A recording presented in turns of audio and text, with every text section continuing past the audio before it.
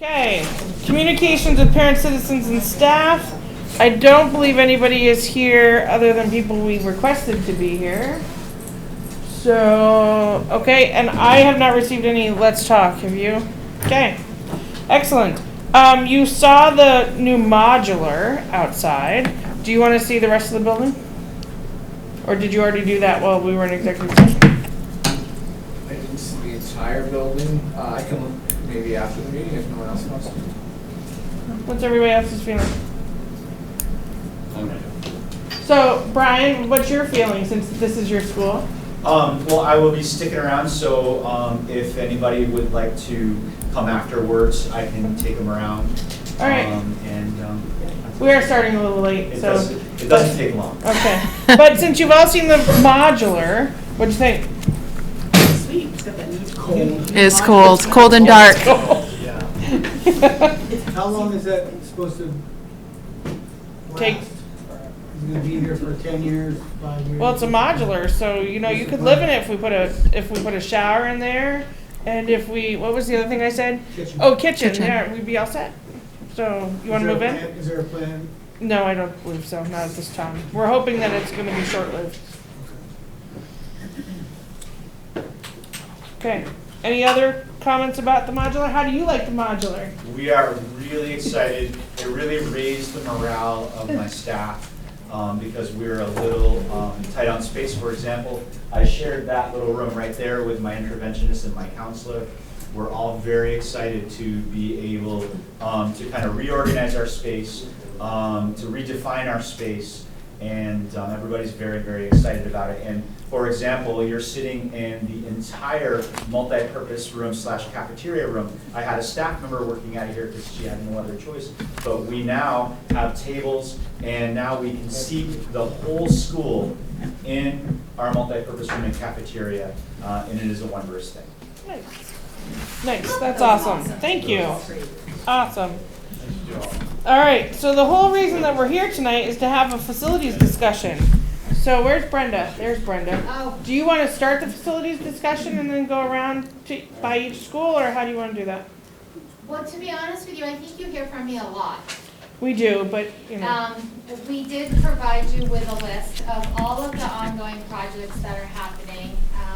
They are quite exhaustive, I think you saw, and you know, we're struggling with kind of keeping them all up. That isn't done in isolation. That was done with Rich, who's back here with me, previously Stephen Eaton, and all principals to kind of define what the priorities are. But I think I would defer to them unless you really want to hear me more. I have one question. You may have addressed this already, but everything's either right on budget or under budget except for the Lothrop carpet. Yeah, we found asbestos tiles. So the good news is we don't have asbestos in those rooms anymore. So it wasn't like you did more, it was that you found something that you weren't Exactly. expecting? Okay. And are you not? Question about that from our internal process? Sure, go ahead.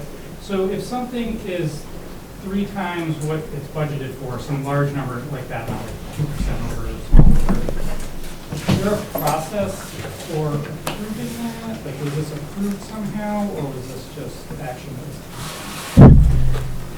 We didn't approve it, I can tell you that. I have a feeling though, by looking at the numbers, since we had budgeted for $187,800 worth of work, as you can see, and right now we're at the 188, so it may be that's how that got covered, is that some, are the rest of these items that are on that summer projects that have a number or don't have are they all completed? The which ones? The ones in the box. In the OVUU elementary schools, all of that stuff is done. Correct? Yes. Yes. Okay, Yeah. so I mean, we really only went over budget by $300. Yeah, so we do look at it holistically, and then we also, if the project was extraordinary, we would hit the local budget. So if something else, you know, because you can't stop it, especially with replacing floors. You can't say, oops, we found asbestos, goodbye. you have to continue, and we would then hit the local budget for it. And so, when we vote on budgets, are we voting on the total or the itemized budget? So like, are our votes holistic or are our votes itemized? So they give us an itemized list, but essentially what we're doing is approving a number. And then they have that number to work within. Okay. At least that's the way we've always done it. So one other question I had is, was anything not done to cover that? So the only thing that doesn't look like there was any money attached to it was the replacing the sewer line at Neshabie. Was there a reason that we did not end up doing that? That's the. It was done. That might have happened after that report was written. Okay, but there's no dollar amount attached Yeah, to it might have been after the report was written. it. Okay. Because that report, I think, is a month old. Yeah, Oh, this is as of October 27th. 27th. Okay. So this would be potentially over budget by an additional amount that's not reflected on here? Yeah, It would be, so if it's over budget, then that money comes out of the local budget. Because we only approved 187,800 to come out of the facilities fund, so that's all that can come out of the facilities fund. And so would it come out of the local budget on each thing that's over, or just the chronological? So like if Neshabie's sewer pipe wasn't replaced and this is already spent, does that come out of Neshabie then, or does that money come out of Lothrop for going over budget? So because we're OVUU, we're all together, so it doesn't matter whether one school goes over or one school doesn't go over. But it's coming out of one school's budget? Am I misunderstanding that? No, it's coming out of the repairs and maintenance budget for the entire district, so it doesn't come out of any one particular school's pot of money. It comes out of, And so what is the local thing Yeah, then? it's a local budget. the local budget is our OVUU General budget, fund. our general fund. Okay. That's what I mean, sorry. Okay. Yeah, I think I used that word, sorry. Other questions? Some of the summer open projects, I'm not quite sure what an open project means, still underway? Haven't done it, Were these previously funded? yeah. Okay. So I'm going to ask about my beloved air handling system. I think we appropriated 30 or 35,000 last year, Yeah. and that was off. Where's the other 90 coming from? So we were looking at grants to see if we could incorporate them. We just recently received a Vermont Public Works grant, but it didn't fall under that. So the next step would be to come back to this board. Obviously, we can't do it, that type of work we would not do during the school year. So we would add it to the project for next summer. And in the meantime, there have, as you will see, or if it's not on this list, at some point you'll see the list of the Efficiency Vermont grants, the indoor air quality grants. They keep opening up, and if they tend to be ventilation versus the duct work in the shop, but we keep hoping that something might come up there.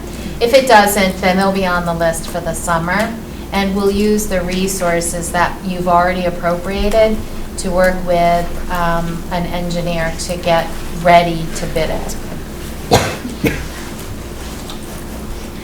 So essentially that $30,000 that we've appropriated stays appropriated until we don't appropriate it anymore. Right. And when we come back to facilities again in May, we would talk about if, hopefully there may be a grant before then. If not, then we would discuss this at our next facility. Yeah, Discussion. April or May, yes. Okay, thank you. Yep. And the bleachers are going in currently, correct? Mm-hmm. Are they wood again or are they metal? They were plastic. There wasn't one vendor of the four that quoted us wood. Nobody Okay. uses wood anymore, everybody has. Okay. Bleachers. But they assure me that midweek next week, they'll be done. So, That'll be fun for basketball games. Yes. Other questions regarding the open projects? The $300,000 for OV North, Yeah, what's that for? that is for ventilation. Oh, the Efficiency Vermont, or you're looking at the Efficiency Vermont? Well, Air- That's a grant. Those are grants. It's a grant. Those are That's a grant? Yep. So one thing I would like you to do is formally approve or authorize doing those K-12 Efficiency Vermont indoor air quality grants. Because I have to attach them to the minutes to the state so that they'll let us move forward on those projects. So you just need us to vote to authorize them? Yes. Okay, so moved. Okay, is there a second? Second, Okay, discussion? Is that just authorizing an application, or is that authorizing a spend, like a match spending, or are those no match? Those are no match. So we're just approving that we want those grants so that then we can do work? You accept and you authorize us to do the work in those grants. because we've already been approved for those grants. Yes. Okay, any other questions from anyone online? I just wrote in the chat, somebody, I think a gentleman spoke in the background about the bleachers, and I was just hoping that in the future, if someone speaks, if they could say their name, just so I know who's talking. Oh, sure. I'm sorry, Rich Fayou, Facilities and Transportation Director for the district. Oh, thank you. Thank you, sorry. All right, any other questions? Okay, in regards to this motion about approving and accepting the indoor air quality grants, all those in favor say aye, please. Aye. And Aye. Natalie? Aye. Thank you. All those opposed? Perfect, we have approved your air quality grants. Thank you. Welcome. Okay.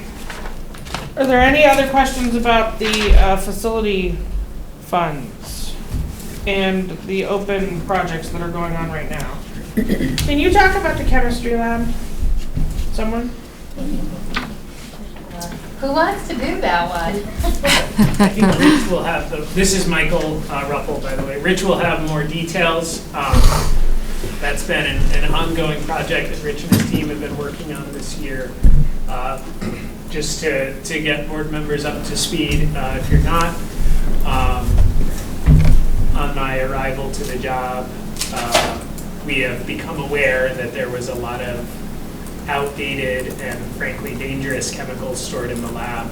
There was corrosion happening on the shelving. There were chemicals that were stored improperly in the classroom. We shut that classroom down, and we contracted with Clean Harbors Yep. to remove the chemicals. That's happening early next week. And we bought all new shelving, repainted the storage lab. The chemistry teacher is in the process of moving those materials into the lab. Our hope is that she'll be able to teach in the classroom again the week following Thanksgiving. Been a few twists and turns in the process, but I think we're where we need to be. Summed it up. Just, yeah, it's been a long process for everybody. Where's she teaching now? We have her sharing a room with another teacher. It's a science lab, but not a chemistry lab. And how are we funding that? You're talking about $40,000. Is that an insurance issue, or is that right out of our regular Otter Valley fund?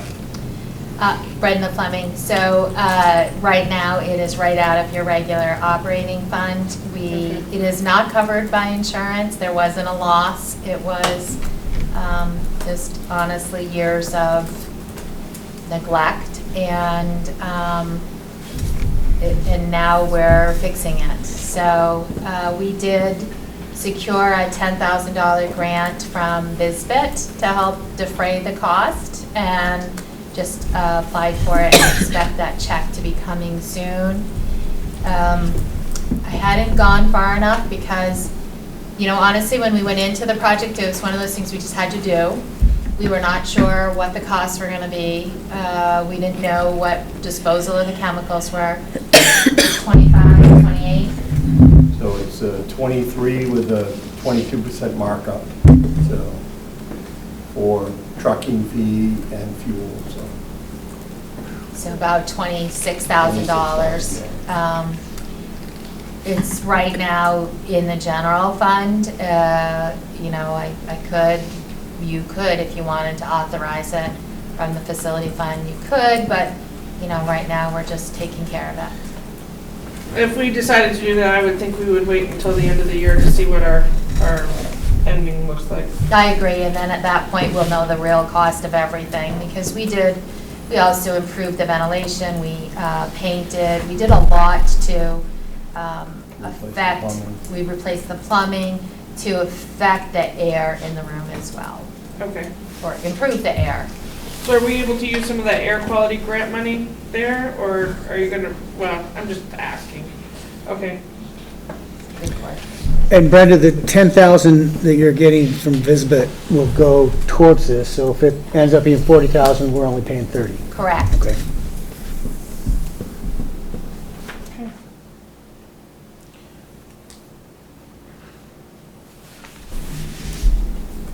Any other questions for anyone? General question, how much is in the facilities fund? Did I put that? I didn't put that on the bottom of the report, huh? I don't think so, no. I will have to get back to you. When we do the budget next time, I'll bring those numbers. I don't remember. Thank you.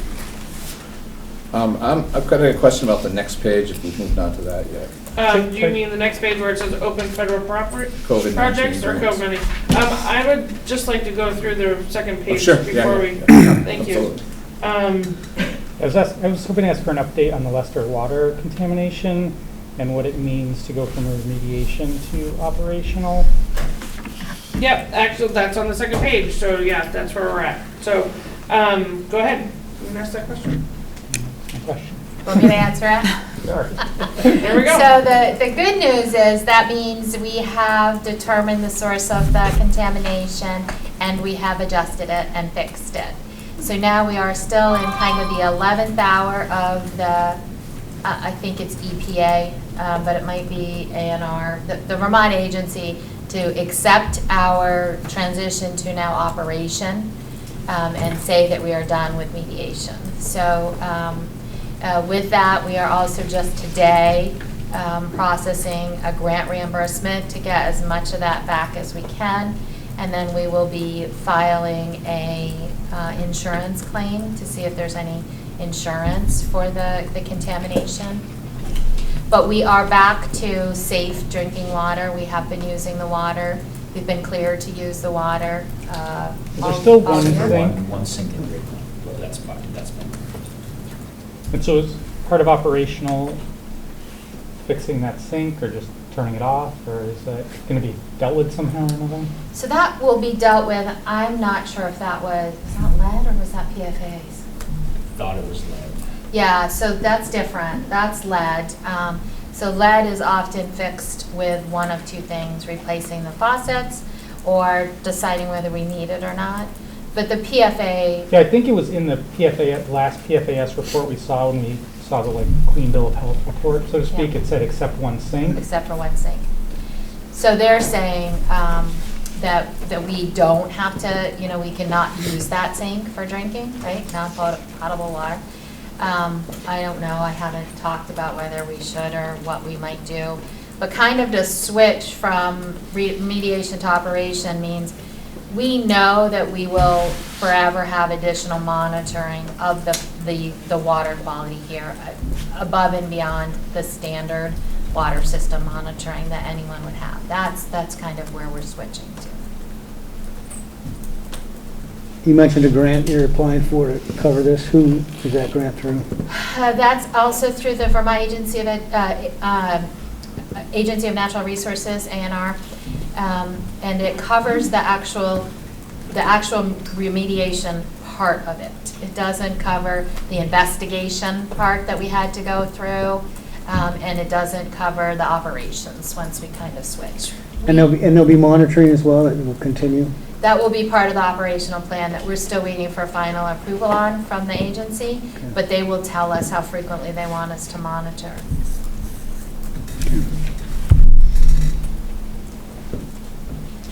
Any other questions about the Leicester water?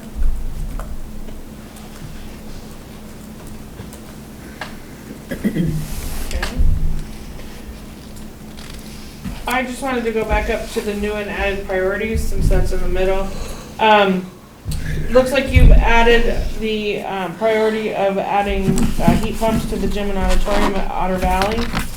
And it looks like you have an ARPA grant that actually will put heat pumps into our elementary schools. So is there a grant for the Otter Valley as well, or? We were hoping, we were looking. Okay. We did not find one for Otter Valley. The ARPA grants for the elementary schools, including this room in this building, is child care funds, ARPA child care funds. And all three of the child care programs run out of those. Okay. So when you get to the next one, you'll see there's 2 pots of childcare money totaling about $110,000. It's the second pot of those funds that we were going to use to do the heat pumps for the 3 Catholic gymatoriums. Okay. All right. Any other questions about facility projects in progress? Before we move to the COVID-19 grants that you want to talk about, I would like to ask each of our administrators to talk about what they would like to see in their facilities, since they are actually there every day, so that we know if that's okay. Is that okay with everyone? I have another question about new and added priorities. Oh, go ahead.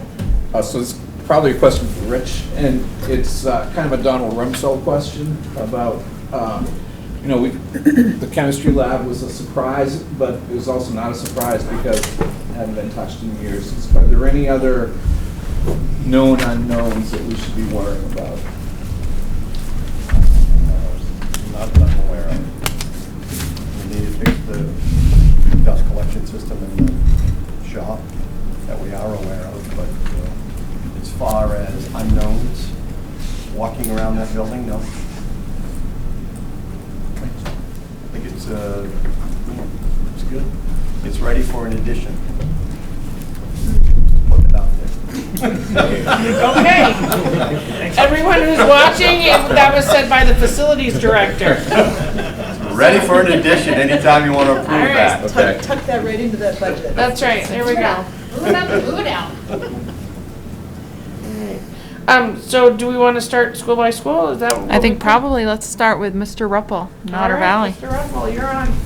Just a question of clarification around, so I was under the impression that we were doing a broader, here's what we're working on.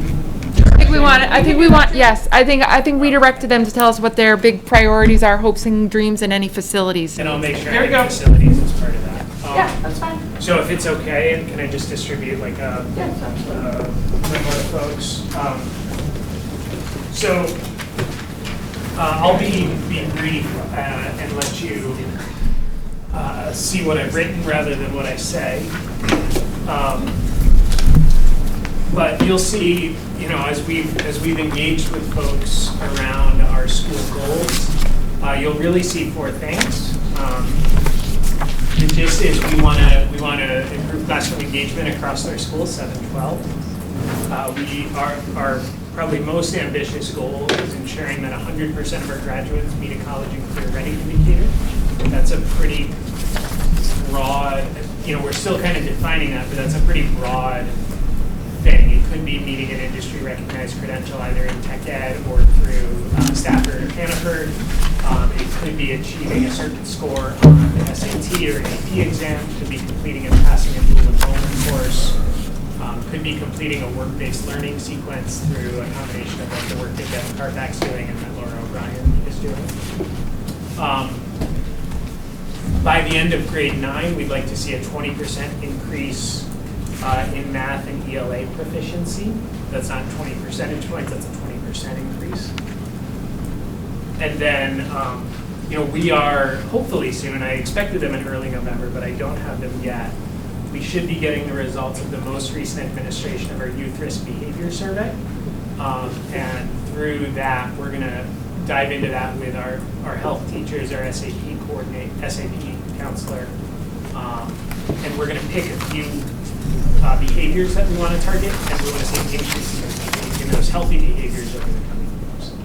And we'll choose those behaviors based on what the survey tells us. It could be nutrition, it could be drugs and alcohol, it could be self-harm. We'll see what those data tell us about our current state.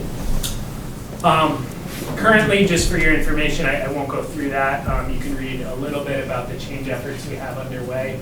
One thing I noticed that I omitted from this is the work that Devin Karpak is doing as a Roland Fellow. Where that work is kind of emerging is that we are looking to build what we're tentatively calling a career pathways program. And that would be a 7-12 engagement process where students are completing tasks that will help them walk out of high school and into a high-paying job. That would be the goal. It would likely be an endorsement on the diploma or an endorsement on the transcript that says that they've done certain things that would include job shadows, internships, completing a resume, applying to jobs, that kind of thing.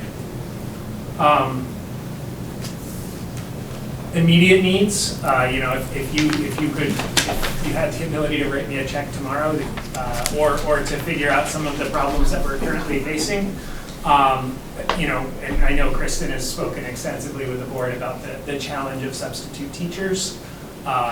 We continue on a near daily basis to have administrators, coaches, and teachers on their planning block cover classes.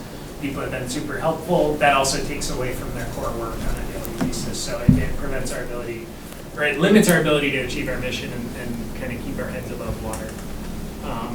That's gotten better. Brooke Dahlin has hired a few substitutes, and that appears to be moving in the right direction. And just something that I feel like anytime that I speak with a board, it's important to note that we are not out of the COVID-19 situation. The impacts are still being felt on our staff and students. We're under high levels of stress. We're seeing social emotional needs and learning gaps that are greater than they were prior to the pandemic. They existed before, they've been exacerbated by the pandemic.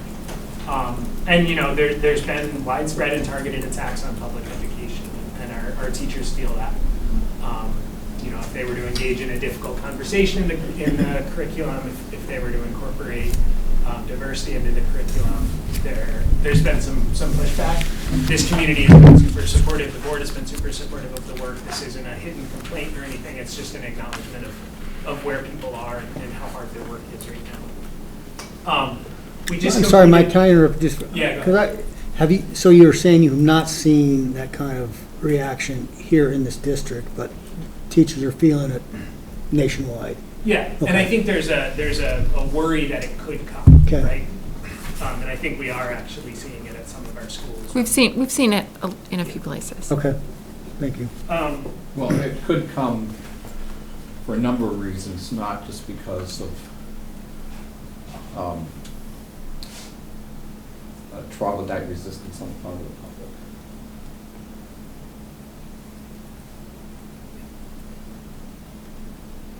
Do you want to ask more? No, it's not a question. And then I think, we just finished our safety audit, which hopefully, Kristen, you've had some conversation with the board about, not the results, but the process there. We are aware that we need support in emergency preparedness. While our counselors and dean of students have been trained on completing threat assessments, we need more capacity for that work. And our associate principal, Patrick Binder, is working hard on getting our drills and our debriefs and our crisis team up and running. We need more help in that area. And then, the other thing is we've built a system for tracking truancy to school, or tracking attendance and following up on truancy. Where we're falling short, we're doing a great job communicating to families, hey, your kid's been absent, this is the protocol, this is why they need to be in school. We don't yet have the supports in place to really work with families on supporting access to school. Brenda, have they seen the OBU budget? Okay, so that's still in development. Oh, there you go. But just maybe a preview of coming attractions then.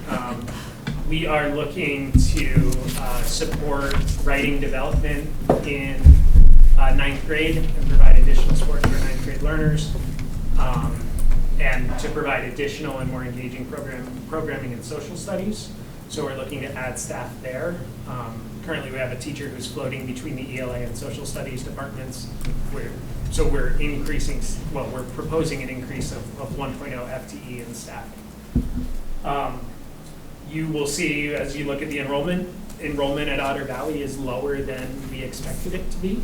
Over the last year, several students have disengaged from school and withdrawn. So I'm proposing, and this has some facilities impacts, that we allocate some funding perhaps through ESSER, but it will be a long-term need at OV to support alternative pathways to graduation. We are cobbling it together right now when kids are at risk of dropping out, but we don't have a really well-vetted alternative pathway. The facilities impact of that is that we need it to, I think in order to really sustain it, we need it to be on site at Otter Valley, and I don't have room at Otter Valley. You know, we can't put something like that at North Campus without adding additional staffing to North Campus to, provide support for teachers if students are dysregulated. We don't have our school counselors up there, so those students are then pretty disconnected from our community. I have a strong interest in expanding the footprint of Otter Valley. Perhaps through modulars, which is part of the reason I was so excited to see Brian's face today. Summer transition, some of this is district work. We're trying to ramp up our 6 to 7 transition process. Tyler Wiedemann's taken a role in that and is accessing grant funding for that.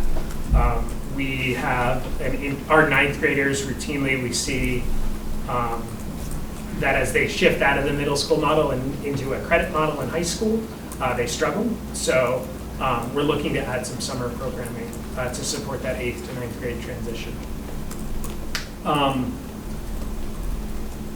We'd like to allocate some funds for curriculum work over the course of the summer. What we've done is I would say right-sized department budgets. Departments weren't spending their full allocation. So we reduced those a little bit and used those funds to set up for this July, hopefully a curriculum development PD. One of my other goals as we talk about student engagement, we don't have enough programming in the middle school to support multiple pathways in the middle school. So we're looking at reallocating some staff to add programming to the middle school, particularly in STEM and world language. That's going to require some internal conversations about what the middle school program is and what's required and what's optional. I have an interest in growing pathways there. And then I'm super appreciative of the opportunity to kind of throw out some hopes and dreams that we have at Otter Valley. I like the language that Christine used there. We've just started our restorative practices work at Otter Valley. That needs to be grown and sustained in the coming years. That's currently ESSER funded. As we come out of ESSER, that work's not going to go away, or the need for that work's not going to go away. My big, I know this has been a conversation at the board level. We feel we are working hard to build a middle school culture at Otter Valley. That our ability to do that is limited with a shared building.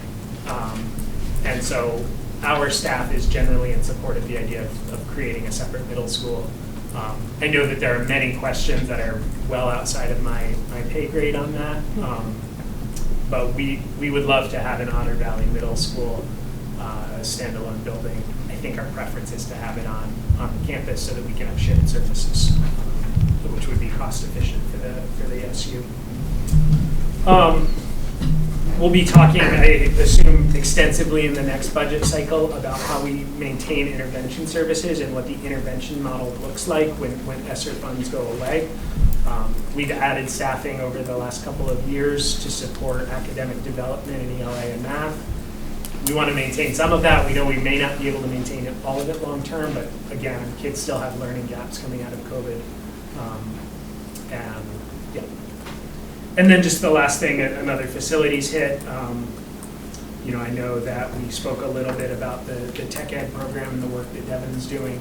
He's working to determine what programming our local economy needs to support high-paying jobs. That's going to impact the way in which our facilities are set up down there. I know the welding shop and the air system is one big component, but there may be other requests in the tech ed space. And then just a couple of things as I walk around the building. There would be, you know, we're currently dealing with some boiler issues, and that keeps me worried every morning. We have, Rich, correct me if I'm wrong, one boiler that's down right now. We're running on one boiler every morning. I cross my fingers and hope that one boiler is still running. Wi-Fi reliability is okay across the building. It's growing, but we could still use improvement in that. And then the last thing, again, coming out of the safety audit, we'll be able to define this more granularly, but there are some physical security improvements that we are becoming aware of. A small example would be alarmed doors. If a door is propped open, it's against the rules, you're not supposed to prop doors open, but we have no way of knowing that immediately, whereas a lot of schools, if it's open for 30 seconds, an alarm will sound or something. So that's kind of, that's me working really quickly through this, and hopefully, again, what I've written is helpful for you, and that's Otter Valley. So, Everyone else only gets 1 minute. you wanted me to go first last time. Does anyone have any questions for Mr. Reppel? I have a couple. Okay. The first is a granular question about, I know that achieving measurement is a good way to try to understand your progress. I don't understand when you said the 20% increase in math proficiency. Is that for students or? So currently, we have a certain number of students, or a certain percentage of students that are considered proficient in math and ELA. Let's say, I think this is about right, that in one grade level, reading proficiency is at about 30%. So if we were to increase that by 20%, that would be 20% of 30% is 6%. Right. So we'd be going from 30 to 36%. Okay, thank you. And then the increase in targeted healthy behaviors is, I don't understand how that's even measurable. Yep, so there's a tool that all schools in the state of Vermont use called the Youth Risk. Many schools in the country, but certainly all schools in Vermont use the Youth Risk Behavior Survey. So it's anonymous. It asks students questions about a variety of behaviors: sexual behavior, food, nutrition, drugs and alcohol. There's a number of different categories. Students report what behaviors they engage in. It's an imperfect tool, but it's probably the most comprehensive way that we can understand what behaviors our students are self-reporting. We could also use in-school data around like how many drug and alcohol violations we have. The challenge with that is that addresses what kids are doing between 8 and 2:30. And we, in order to help our students be where they need to be coming out of high school, we want to make sure that they're engaging in healthy behaviors across their life. So that's probably our best tool, although it's imperfect. And then this is a much bigger question. We seem to be moving toward this middle school model relatively quickly. What Hemingway say about things falling apart slowly and then quickly. We seem to be going from the slowly to the quickly stage.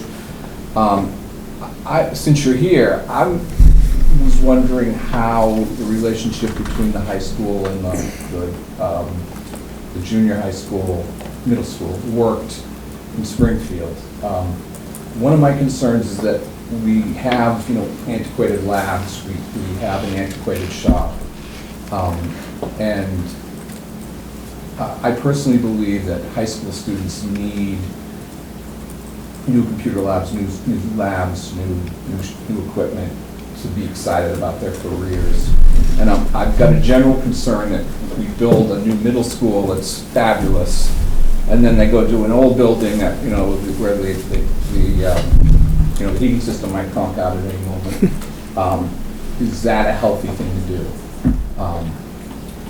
So perhaps sharing facilities, I don't know, but I wanted to ask you about how it worked in Springfield and what was good and what was bad about it. Yeah, so we were separate schools, different parts of town.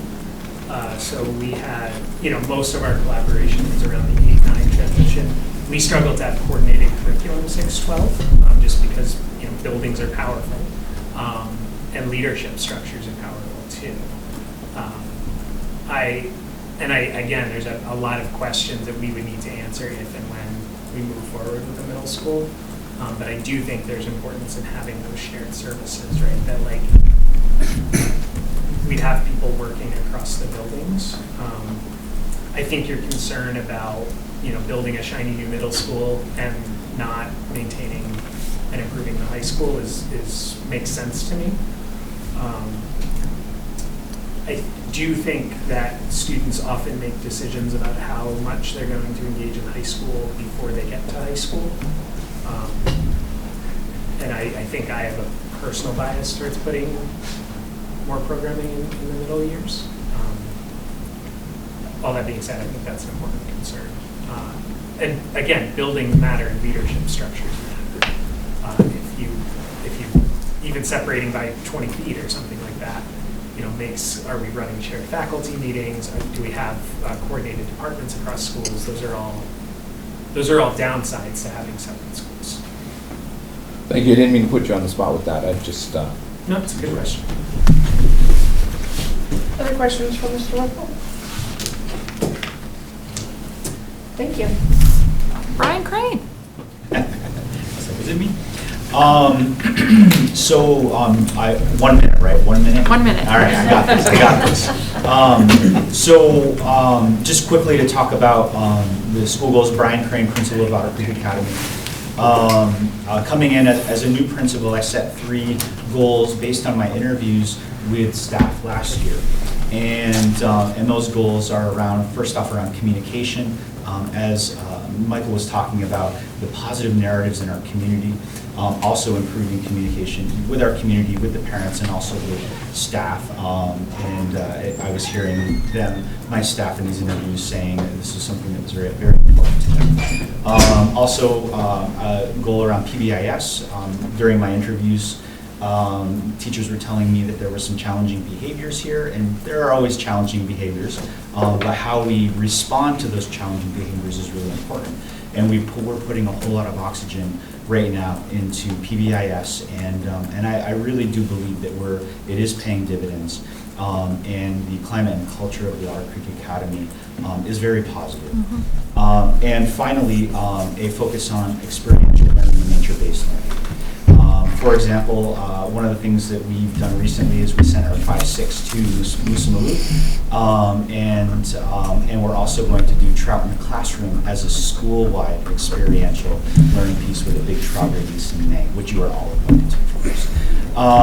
And this kind of goes into the broader vision of the school moving forward, is to really in a pre-K-6, because I have another building that I'll talk about. Pre-K-6, having us be a nature-based experiential learning site where kids, where our students are connected with nature, they're making things, they are engaged. Of course, we're focusing on math and ELA, but we do things that connect them to nature, to the environment. And we do use technology, but we use it mindfully, and we provide that balance. So moving forward into the facilities and having that overall vision of where do I see Otter Creek Academy going in 5 years, and I see it going to where we have, for example, an outdoor classroom, we have an expanded forest classroom, we have more experiential learning opportunities, more project-based learnings where all our kids are doing projects and producing and really making this a wonderful place.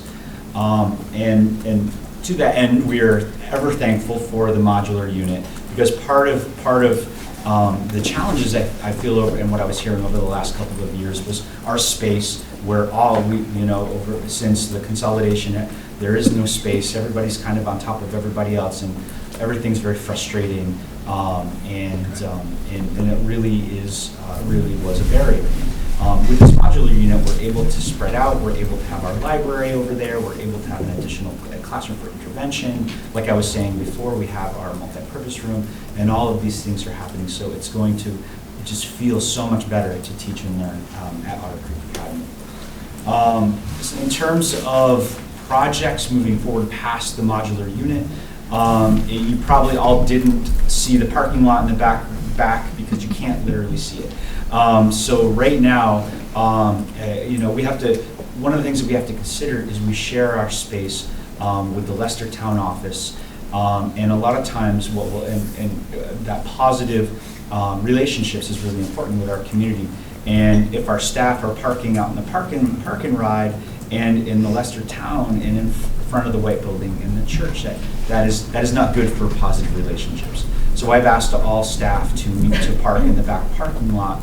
And during the winter months and during the dark, it's very difficult it's very difficult, especially in the wintertime, for our staff, and our parking lot gets pretty full to come all the way. So one of the facilities kind of priorities that I think is have to think about our parking lot and thinking about how staff can stay. And we've taken some steps. We have some lighting back there. We've taken some steps about how can we work on that parking lot. There is in the future, perhaps someday, maybe the adjacent property would be available. I'm not really sure about all that. There's a big story. Tried that. There's a big story there. Maybe eventually someday. But how can we work together? How can we work with the town of Leicester? The town of Leicester has been wonderful. While we're waiting for this modular unit to come, they've allowed us to run a grade 5 class in the White Building, which is a historic building, and we have we're dedicated to maintaining and we have a great group over there and respecting that building. They've been great, and I went to the select board and they've asked me just to be mindful of their space in the front, and having an improved parking lot would be wonderful. Just some other things I kind of asked my admin team and my staff about some things as I start to dream a little bit more about our facilities and improvements here. Painting our building and painting lines on our parking lot. Once we get the modular going, to kind of direct traffic a little bit better. Eventually, we'll have to think about paving or resurfacing our basketball court, and moving forward, there's cracks and whatnot in it, there are carpets and this is going to be true at the wedding. There are carpets, and I understand we have to be careful when we lift up a carpet because of what we might find. But these carpets, as they age, as they get older, we always prefer tile. And in my view, we should probably get rid of the carpets and really be putting in safe tile in these pieces. The good news for facilities, we have the modular, we have a grant for air quality coming through the child care grant. We have a heat pump being put into our multi-purpose room. So all of these improvements are really amazing. If I were to dream really, really, really big, as Michael said, write me a check, what would I spend it on? I would say, if I was dreaming big, I would say a half a gymnasium with another classroom.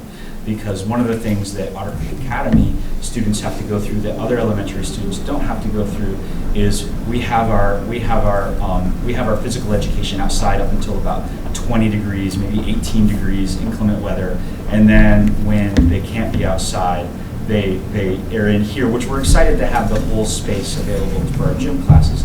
But not having a gymnasium is a little bit of a downside for us and our students in our movement.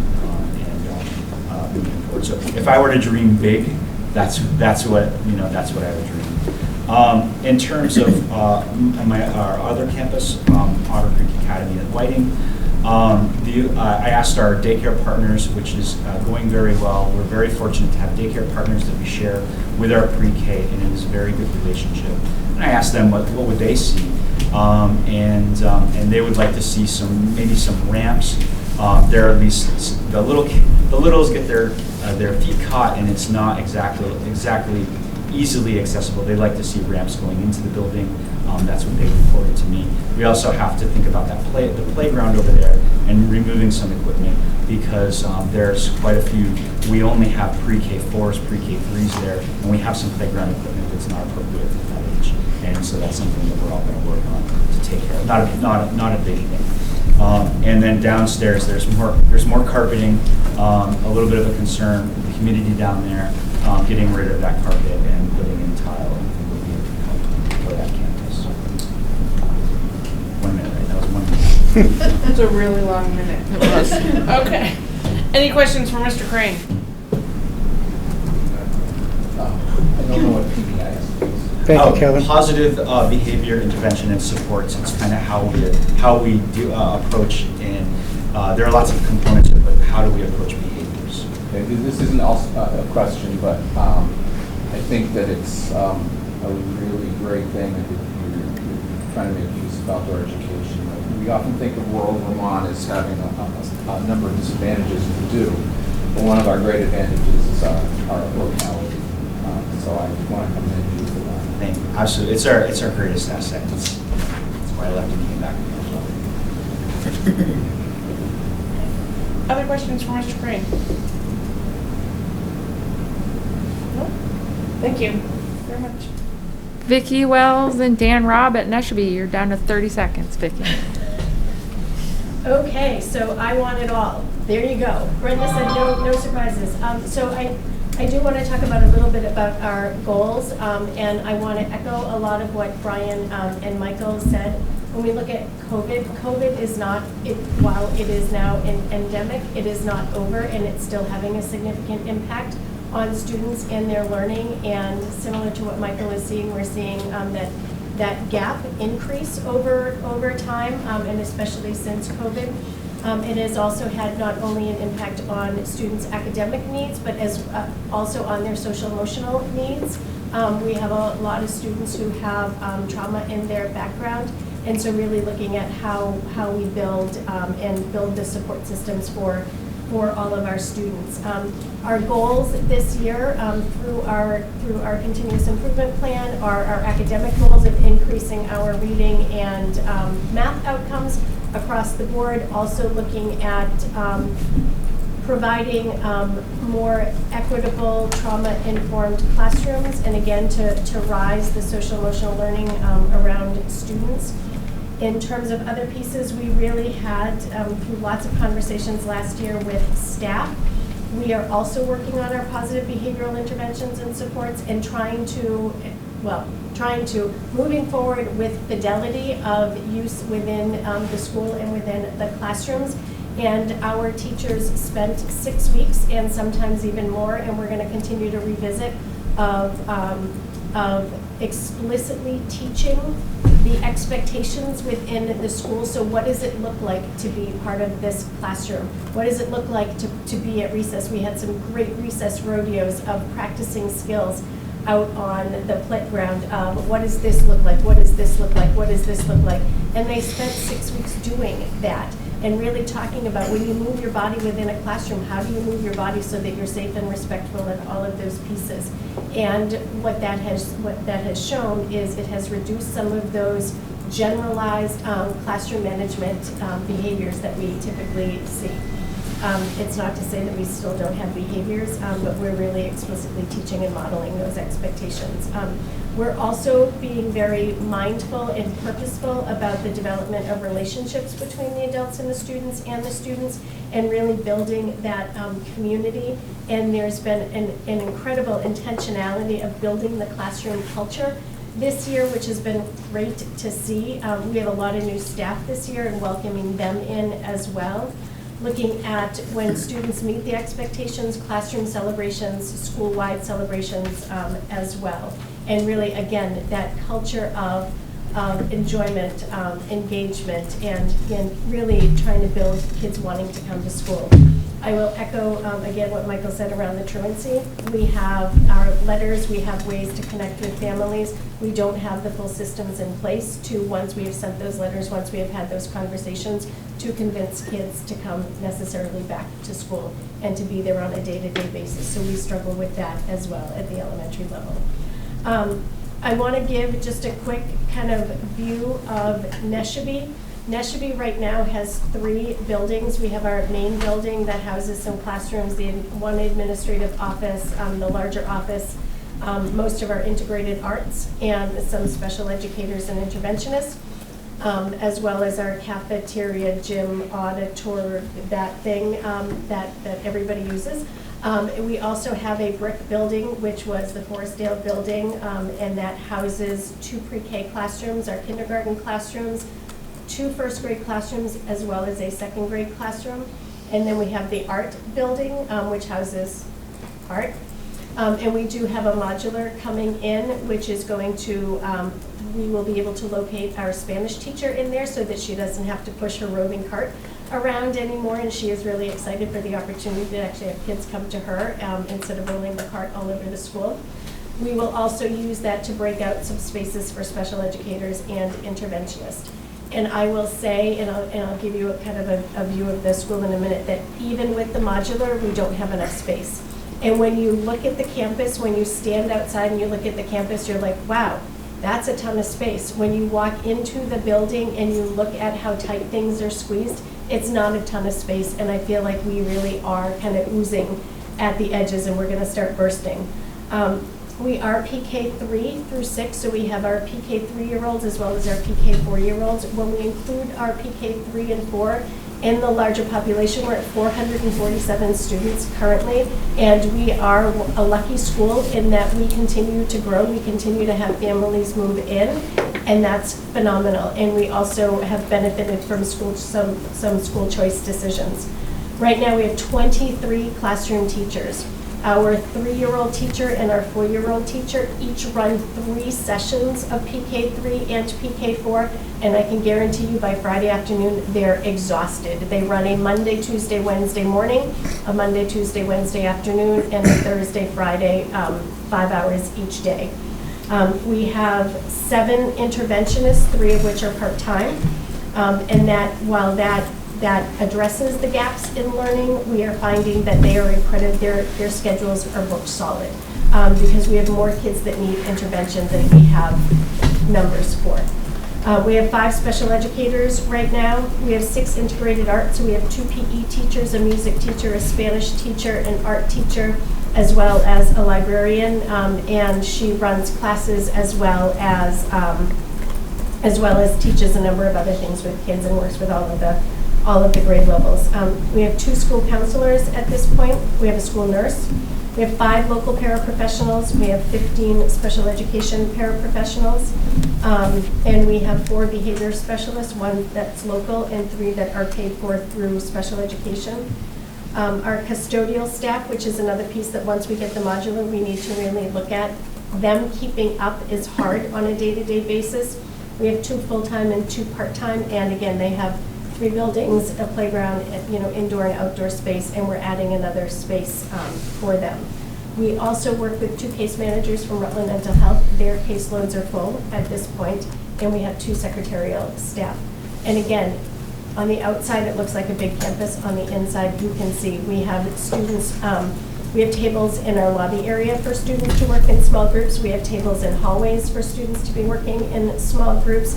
We have students working sometimes in the staff room in order to be able to work in small groups or just remove themselves from the class to have, because we have some classes with 20 and 21 and some classes of 13. And so the 2021 are pretty crowded because they're relatively smaller classroom sizes. So again, while we will be getting the modular, it doesn't solve the space issue. It's a conversation I would like to continue to have.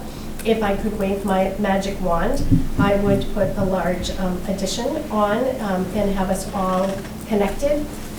Going back to the safety audit, we did have Margolis and Healy come in, and one of the concerns that we talked about is if we are in lockdown, We have one building that has all of the facility needs in terms of food and other pieces.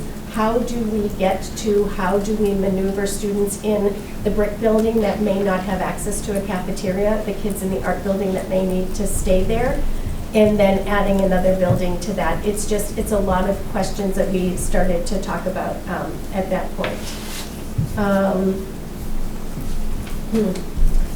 Parking, going off of what Brian said, parking we already know is an issue with the ESSER funds. It has been wonderful that we have added some of those new staff in terms of interventionists, and I hope that as we look 3 to 5 years down the road with ESSER funds being gone, that the loss of that staffing is going to have a significant impact on our students as well as on the staff. Parking is an issue if anybody drives by at either dismissal or at drop-off. It's a little hectic for those of you that are parents out there, you know that. And whenever somebody comes, it's please don't come at 7:30 or 8 o'clock. Please don't come at 2:30 until 3. Try to avoid it as much as possible because it's hectic. And it is safe. We spent a lot of time over the past year and a half really figuring out how to do that in the most efficient, effective way possible, but we still have some glitches. Whew. How is that? Did I miss anything? Yeah, 30 seconds. Did I miss anything? I assume you're going to shoot me because I was told don't say anything that Brenda might shoot you. If I had a magic wand, I would increase PK hours. So that again? Would increase pre-K. Yeah, a magic wand. I would increase the number of hours that our pre-K students spend with us because that develops the foundation for a much more successful several years after that. Is that just adding hours, or would that be like additional facility requirements? We need space. It would be space and staff, We yeah. would need space because Burnett should be, like I said, each teacher runs 3 sessions. And to add the hours to maintain the number of kids, we would need to have 3 PK, 3 classrooms, and 3 PK4, or we'd need to mix some up. So at least 4, maybe 5. But yeah, that would be my Space and staff. space and staff, yes. Yep. Questions for Mrs. Wells? Principal Wells.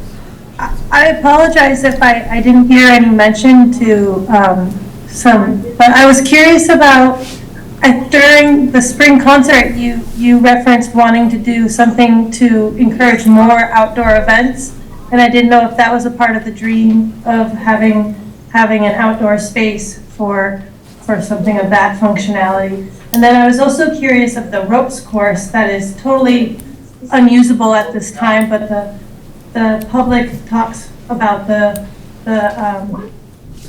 their memories of it. Yeah, thanks for bringing that up. So we have a number of outdoor classrooms, some of which are in the woods behind our playground. So a couple of our 3rd grades have places out there. All of the majority of the classrooms, grades 3, 4, 5, and 6, have outdoor spaces near the building that they utilize, and many do a lot of work outdoors. We also, in collaboration with SOAR, our after-school program, and utilizing some of the money that they got last year from the ERA funds and some additional funds that we had, we got 2 outdoor structures that allow for especially summer usage for our summer camps, as well as for the SOAR students in the summer, and they're usable pretty much throughout the year. And we're looking at the location of the outdoor structures was to try to get electricity out there at some point in time, especially for the colder months, and to be utilized in the evenings. In terms of the outdoor space, I have seen the old ropes course, and I don't know how old that ropes course is, and it's old, and I'm sure that there are people out there that remember that. I don't know liability-wise if that would ever be allowed again. Brenda's a no, I can Yeah, tell. Brenda's doing the hard no over here. So there's probably some pretty significant liabilities with that. Well, I think you'd have to have, as they did years ago, they had a very dedicated instructor there. And I think that's the only way you'd be able to pull that off again, so. And perhaps it would never be as grand as it once was, but the background to that was Project Adventure, and there are things that can be done on a more small scale. Yes. Other questions? I have Yeah. several. Go ahead. These pretty much could go to all of you. What is the answer to truancy? Having more staff to go knock on doors, or what is the answer? Some of it is, I think a lot of it is coordination with other agencies that select students and families. Such And they're as? all DCF. Okay. Rutland State's Health, attorneys. Yeah, state's attorneys, yeah. I mean, some of it's like the internal work of schools around like making school a place Yep. where students want to be. But I think, a lot of it is that we have kids whose families have very challenging situations that they're in. And it's hard to make regular attendance happen. Economic insecurity is probably if I had to guess, I don't have data to support this, but economic insecurity is probably a leading cause of truancy. So, what we see is families who are really struggling, and we don't, we work with kids, and we try to support families, but our primary work is with kids, and it's more about coordinating with the agencies that can support families. Okay. I don't know what others would say, but that's what I would agree with that, and I know in some conversations, the ability sometimes of parents to get kids out of the house when kids don't want to leave the house, the supports and the services necessary to help that family through that crisis. Again, it's working with Department of Children and Families, working with Rutland Mental Health, because we don't have those, we don't have the staffing that has the expertise to support. And one thing will come up more in the results from the safety audit, actually, because our Rutland County generally and our region has kind of been flagged as an area that's geographically challenging for a lot of reasons, right? We don't have the access to Rutland, the direct line. We don't have the direct line to Middlebury or up north. We're kind of in the middle. And so when we're a region that is already struggling the most in the state, Rutland County has the highest amount of truancy in the state. There's a ton of reasons, I'm sure. We also don't, again, have the capacity to do some response. So one of the things that an outcome from the safety audit, just in talking to him, is the governor is talking about what are our communities, for whatever reason. A lot of it has to do with geographic location, workplace shortages across all sorts of lines. What sorts of supports and resources can the state push into those communities? I don't know what the answer will be, but I know that we will likely be one of the areas that folks say, hey, we need some additional supports. And then you're talking about interventionists, and I know that COVID is a big part of the reason that we're having behavioral problems throughout the school systems. So when we get through this COVID problem, we use all of the COVID money to help and have extra interventionists. You eventually see being able to back away from that. Again, it's part of solving the problem of truancy as well. If kids want to be there, then, so as we build our budget, we're not going to have this federal money forever. And so you think that we'll be able to build kids back into the school system and wanting to be there, and so that we have the opportunity to have less staff?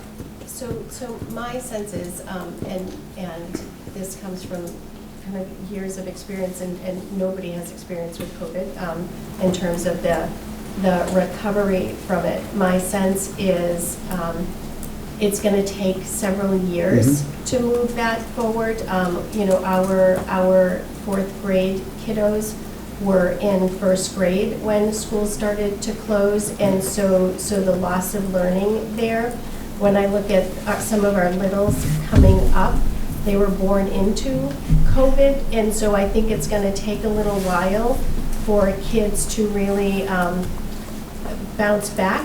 We have a lot of resiliency, which is great. I think it's going to take us several years to, and I don't necessarily say that it's going to be back to what it was. I really want to see it be better than what it was, but I think it's going to take us 5 to 7 years to, and that's at an elementary level. I think it's going to take the high school probably longer.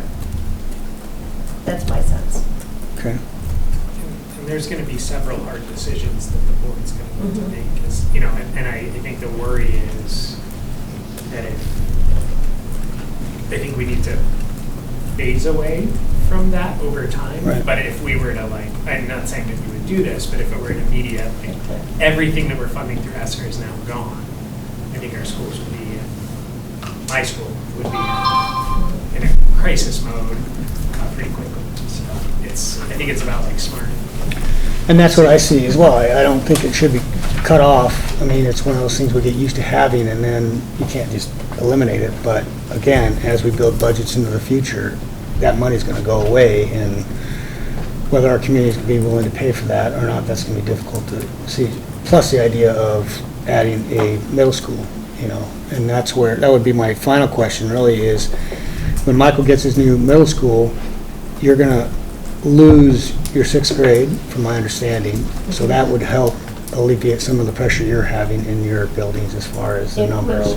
It'll alleviate some, it doesn't solve the problem. Okay. Yeah. You still want your addition?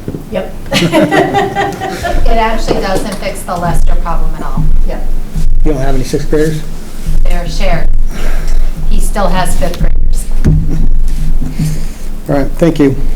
Well, by the way, I appreciate all the hard work you guys really do. I'm very happy to see the administration that Kristen's been able to put together.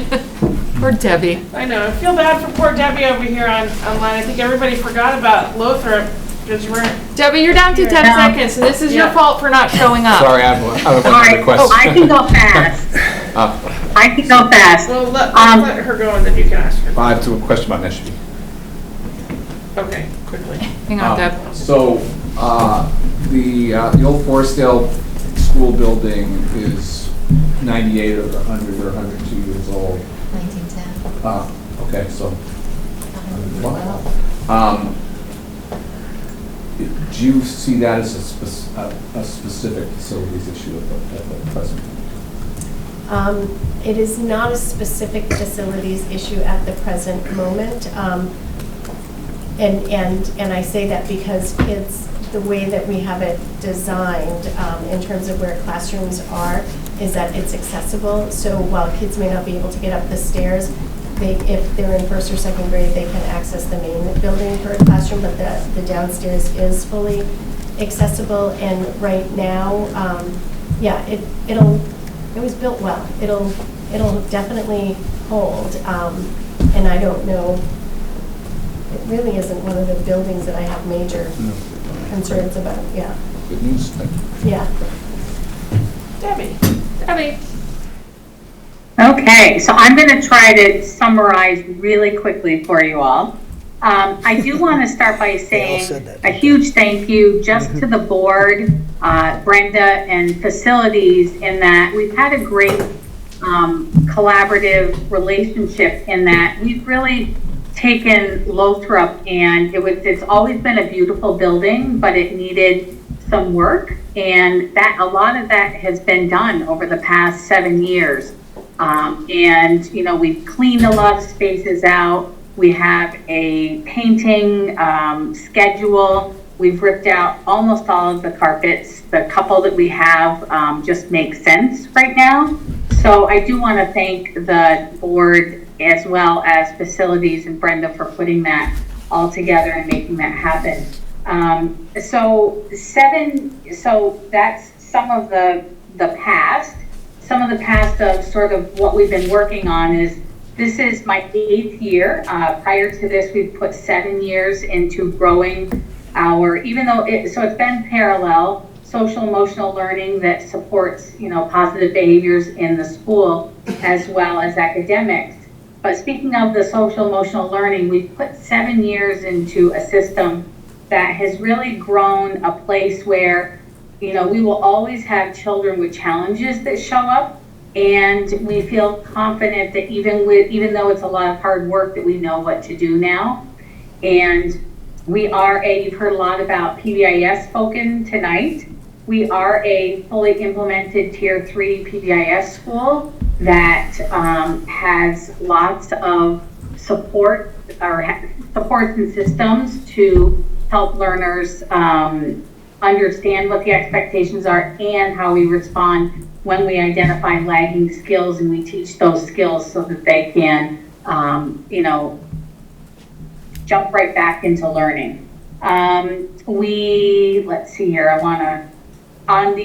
so this year we have sort of shifted our thinking because we really feel like SEL is really a part of who we are now. So we're really looking more at the academic side and focusing on, instead of just instructional practices, we're focusing more on actually looking at what is the learning that's happening.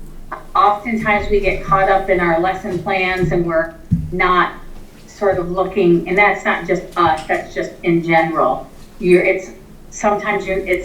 unable to see what the learning is. So that is a part of what we're working on this year through professional learning communities in the within the building. We identified some things at the end of last year that we wanted instructional practices to happen school-wide, and those in our ELA, PLC, professional learning community, and the math PLC community, they are carrying out that work. So that's exciting. Just some real highlights: continue to grow our lifetime activities program. We do we do have Project Adventure. You spoke about ropes courses. Jen Mallory jumped on about Project Adventure. We're working with Project Adventure activities with our middle school to work on team building. That's happening in the morning of every early release day. And some of our other classes are using some Project Adventure activities as well for team building within their classrooms. Let's see here. I want to kind of jump ahead because I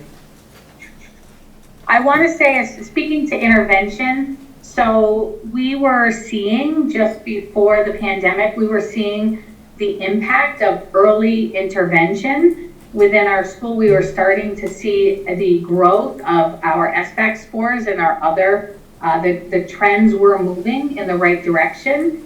And unfortunately, we're, kind of like everyone else trying to find what is our trend now. So that's certainly, where we are now. But I will say that that seeing the data, that early intervention is so positive. That is one of the focus of Lothrop, is keeping our grades in kindergarten through 3rd grade, small class sizes, and then when they move up to 5th and 6th, while we wouldn't like huge classes, we'd rather put the smaller classes in the lower grades and sort of, I don't want to say take the hit in our older grades, but we're finding that if we build the capacity academically and social emotionally in the lower grades, we can have those larger classes in 5th and 6th grade. So that has worked. As a matter of fact, we're finding that, a lot of we saw academically the trends, and certainly now we're seeing that our behaviors are being focused. We're really putting a lot of work in K-1-2, and so when kiddos, our data is showing that we're having very few, pretty much just age-appropriate nonsense, if you will, up at those 5th and 6th grade levels. So that's really paid off. I'll jump over to facilities really quickly. I think that the best, as I said, we really have done a lot of work already in the school, and if I'm looking forward to what are some of the things that I hope to keep up with, and move forward on in the near future. We have created sort of a painting schedule throughout the building, and I hope that we're able to continue with that. That's made a huge difference in just the look and the feel of the building in general. We're almost through all of the rooms, so it would be great, not just to get those done, but then to make sure, because, you know, like I said, this is year 8 for me, so we're almost time to go back and scoop up, you know, some of those first rooms that we did. We do have some needs in our kitchen right now. There is our cooler system is needing some work. I've worked with Fred, our head custodian, has been speaking with Rich. Our cooler system, we've got some options there. The ceiling does need replacing at some point. There is some painting, yes, that needs to be done on the cabinet, and the floor really needs to be replaced. So it's an old kitchen. It's sort of one of those things that every year we kind of look at it and say, I think we can hold on, you know, a little bit longer, but it definitely, even I'm getting the feeling of thinking like we're gonna need to do some work there.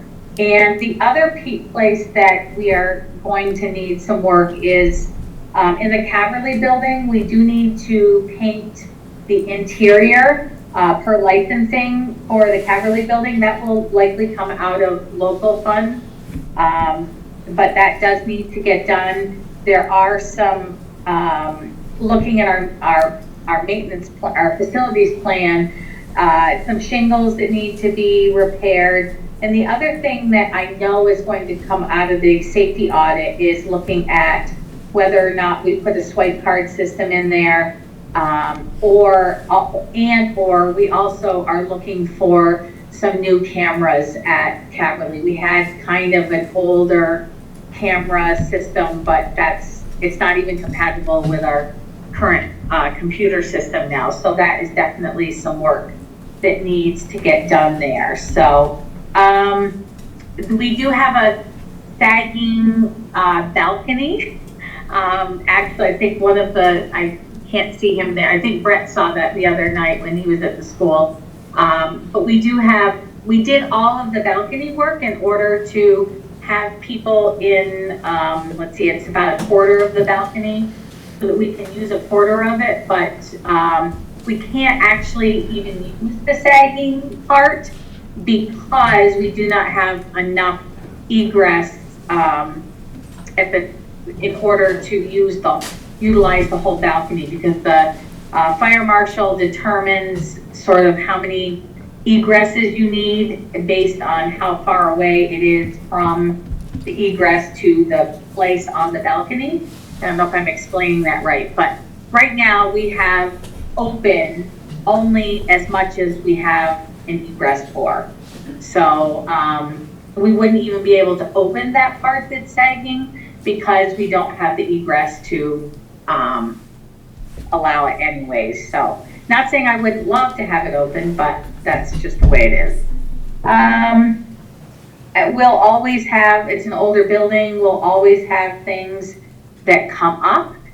I would say that if I were to, you know, have a wish, it would be to be able to have a wraparound program for pre-K. Many of our families are unable to use, less and less families are able to use our Caverly program now because it's only a 3-hour program. We have, actually Brenda and I have worked to get a provider that would work out of the Lothrop building. We do have space.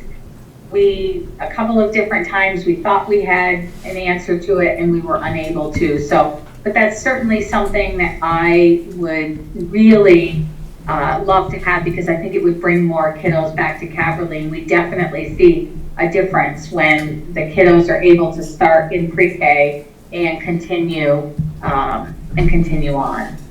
So I left a few things out, but that's what I have. Thanks, Debbie. Any Thanks, Deb. questions? Thanks. No? Well, then you did a great job. No one has any questions. Or they're all tired. I know. Thank you. All right, awesome. Is there anything you wanted to say about facilities? No. Or Brenda? No. Okay, just thought I'd ask. All right, so you heard it here, folks. All right, we're moving on to the COVID grants, which is this last, it was the You all third can page go of, if you want oh, what? to. I Sorry, said they go can ahead. all go if they want to. Yeah, absolutely, you don't need to stay. Thank you very much. Thank you so much. Oh, I have Debbie, one more thank you. question You before you all can- left. It seems like the programs that you are all talking about are going to take 5 years, 5 to 7 years to accomplish. Does that mean that you will stay on board for the next 5 to 7 years so that we can get this accomplished? Of course. All right. Michael, did you say yes too? I did. All right. Vicki, is that a yes? My extra space. And Well, 5 to 7 years. So I thought you were that's doing good. tour. Thank you. I'll be in. Where's your custodian? Where's Mike? He's gone. That's right, I'm gonna give some. We won't be long. Okay, so we're gonna move on to the COVID-19 grants. It was this page in your packet tonight. Essentially, it just talks about all the grants that we've been given since COVID started and whether or not we've spent that money. Is there anything you would like to say specifically about this before I open it up? Yeah, you. Well, I couldn't tell who you were really looking at. No, I have nothing really specifically. We just wanted to share this information so you were aware that, I know you're hearing it in the news about all of the ARPA funds or the ESSER funds, and just wanted to kind of put it all in one place. They do keep changing. That's why you see the running total. I put a date on it. You know, we're constantly looking at what's coming out and what fits for our needs and adding it. There's a new mental health one right now. There's a new mental health one that we just applied for, just literally today. We haven't gotten it, so it's not on the list yet. All right, questions? I have more of a request on the question, and I wouldn't want to address it tonight. So, I don't understand these things, and what the different pots of money are, what can be used for what, and what can't be used for what, maybe more importantly. Even what the acronyms stand for. So I would like a little education, maybe a written summary or something about what these things are, how they can be used, what the dates, that they have to be used by are. Because when we make board decisions about, how to spend lots of different money, and we've certainly heard about lots of different needs, how to figure those things out, for me, will be easier to understand if I know how the grants can be used. Yeah, so I'll defer to Kristen a little bit. There are a lot of documented plans on our website that we've had to write for each of these different funds. And I'll just remind you that this also does fall under Rutland Northeast. That's the grantor of the funds. And, there are definitely, as you indicated, regulations as to how they can be spent and timelines. Yeah, yes, thank you. We can definitely get that information for you. I would say, except the smaller new ones that are just starting to roll out, mental health, we're seeing some new potential construction ones. All of the ESSER grants and the iterations before them came out under me as curriculum director. I had meetings ad nauseum. We have several versions of each plan. We got stakeholder input from the broader community. We sent surveys out to parents, to teachers, to students. So they're pretty well representative. And the things that you heard the principals talking about that they're prioritizing are almost all funded under ESSER, right? So ESSER basically can only fund recovery pillars. So academic achievement, engagement and truancy, social emotional learning, and mental health. Those really are the only things that ESSER can fund. So if you have a need that you think can be plugged with, for instance, academic achievement, we need more interventionists, we go to Brenda and we try to plug it into ESSER. For us, the problem is less are we missing a need, and more we cannot find the staff to meet meet the needs. We have several open positions that would go to some of the things that the principals just talked about, and I can't find custodians, let alone a certified guidance counselor, for instance. So that's our real problem. But if you want the detail of that, we have that, absolutely. Yeah, maybe I just haven't been perusing the website closely enough, but I definitely feel lost at budget time, and like in many professions, people have a tendency to throw acronyms around that they're used to, and they always confuse me. So the more kind of basic information, the better off, the more We secure. can have I it will be an attachment in the next board meeting packet if you direct it. Well, I would also mention here that if you look at this, most of this money has already been spent. So what you really want to know is stuff that hasn't been spent and what going forward. That would be correct.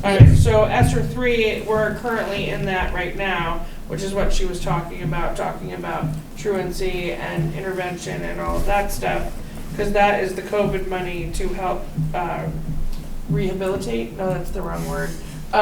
Re-engage. Recovery. Recovery. That's the word. I knew there was it started with an R. There we go.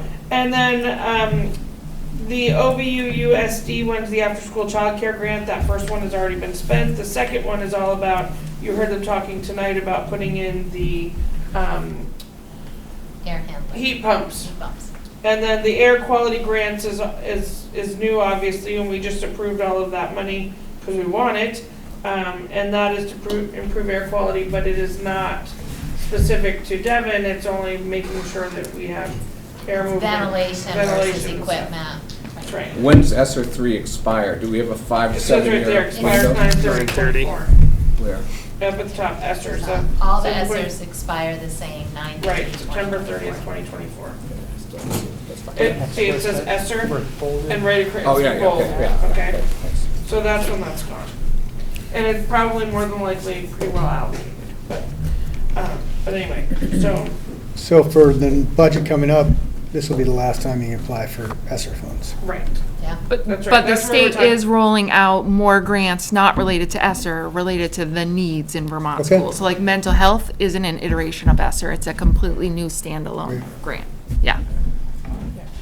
Do we think that some of these monies for COVID recovery, we just heard all the principals say that it's going to take a long time. Do we think they're going to replace that with some other source of funding, or is there any indication that some of these holes might get plugged on their own? The federal government, State. Doubtful. I don't know about that. And Either or. And then the Vermont grants are only gonna be as good as what our budgets are and what money they can get out of the feds. So as often as the field goes to the Agency of Education and the governor, say, and says that there's this need, and if the need is significant enough and widespread enough, then the state of Vermont can apply for an emergency grant, which opens it up to the state. So that's the hope, right? That the field goes and says, this is a real need, not just for us, but for everybody. For instance, that's where the mental health grant rolled out from. So that's the hope. Yep.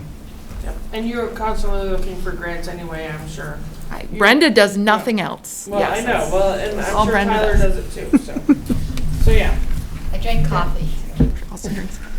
Other questions regarding the COVID-19 grants? Okay, and Brenda, I'm assuming this is just a typo, but the Efficiency Vermont don't expire on 10/31/21. Right, I saw that. Yeah. It's 24. 24, thank you. I just wanted, I fixed Okay. it on mine, but that was already out. not a problem, I Thank just you. wanted to run that over.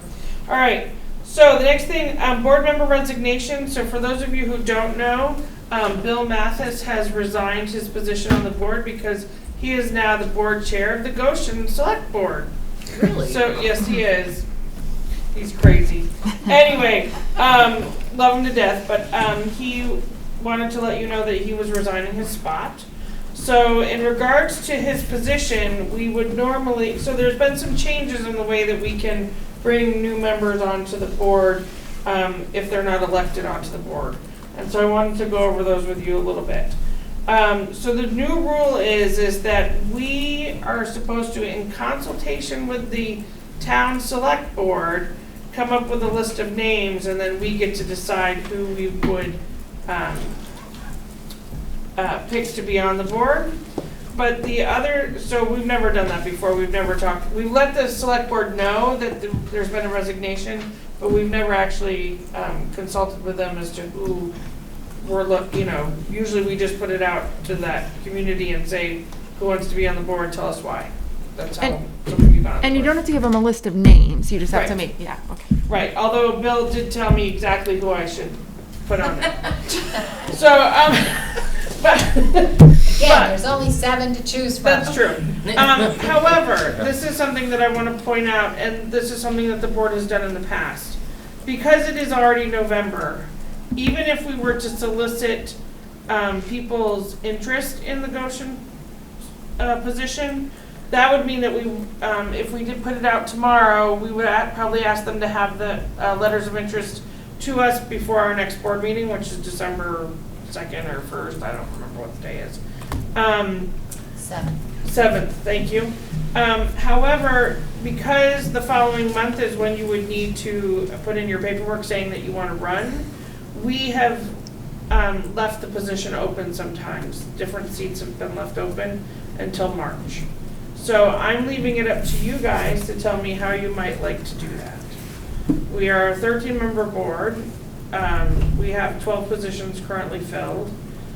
The idea is that you're going to bring somebody on for a month and then they're going to have to run for the seat anyway, 2 months later. So I'm just putting it out there. There's been discussion on this board before that they didn't want to put anyone into the position.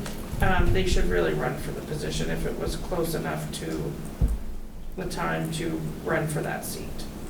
So, and I really don't care, but I just wanted to put it out there. Where did the new rule come from? The Act 154. There you go. So, I'm a little unclear, we have to consult with the select board? Yeah, and it's only because it's a seat that is allocated to a specific town. Right.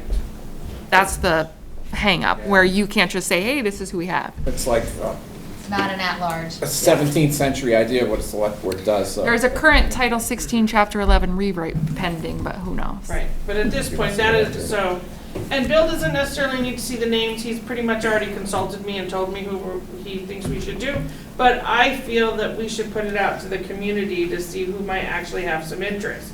Then we can let Bill know who the names are, and his select board can just give us an idea, and then we would take that into consideration when we vote if we decided to bring someone new on, or we can just, he also said he was amenable to allowing us to just leave the seat open and seeing who would go for it in January and come onto the board in March. So I'm leaving it up to you. Are voters in Goshen more or less likely to support a tough budget decision if they don't have representation? Goshen left that Goshen seat open for 3 years before they even put anybody onto the board. So I think that answers your question. Okay.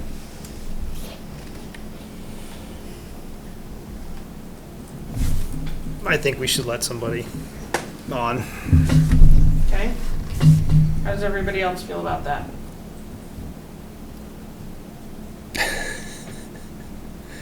So we should solicit names. Okay. So what I will instruct, that's okay with most everybody, raise your hands. Okay. So we will have Melinda put that out tomorrow in the paper and on the website that we are soliciting names from the town of Goshen and ask them to send us something saying why they are interested, blah, blah, blah, just like we did with the last 4 seats that were available. Okay? Okay. Also, while we're on that point, as you know, we have open seats available. Kevin's seat is open, Brett's is open, Devin's is open, Jeremy's is open, and Jen's is open, and I feel like there's somebody else. Oh, Bill's is open. And I think that's it. Greg thought his was, but it's not. Greg is not. No. Oh, yeah, Greg mentioned that the other day. Yeah. So Greg is. Much to his Greg chagrin, it is that's right, not. Greg is stuck on for another year. Well, he could resign, I suppose, if he wanted, but anyway, those are the seats that are open. If you're planning not to run again, you should let somebody know just so that we can start looking for other people. so that they can get their paperwork in before the deadline in January. My Or paperwork if is you all are in. planning, if you're an at-large, which I think that's you, and that's you, you do have to have 60 names on your petition. Can be from any town in the 6-member towns. Doesn't have to be just from the town you live in. Okay. Any other questions about that? Okay. Annual work plan, it's budget season, and that's pretty much what we're gonna work on. So we should see our first budget from Brenda on December 7th. And we will also probably have some other, be looking at some policies, because there's the policy that you wanna bring forward, that needs to be done, and some other stuff like that. Questions? Yes. Okay. All right, so our next board meeting is Wednesday, December 7th at 6 o'clock at Otter Valley. We do have to have an executive session. That's why our friend Lisa's here for the pair of bus drivers negotiation. Do you want, can we move into another room? Well, not, and take Jen and Natalie? Oh, Or that's I true, guess I that's could. true. Okay, never mind. So, I'm going to ask, if it's okay if we go into executive session with Lisa and Brenda and Kristen, and if someone would make that motion. Well, I guess I could take the Second. computer and go like this. That's okay. Sorry, and Well, that at 8 way o'clock. Dan and Peg TV guy can go, Okay, and Charlene. that's okay. We won't- I don't think we'll be here that long. Charlene's dying to stay. Fourth meeting. I think Barbara made the motion and Kevin seconded. Barbara made the motion and Kevin Barbara and seconded. Kevin. She was saying that she would bring that, we'd go into a separate room so he could pack up and stuff. Why don't we do that?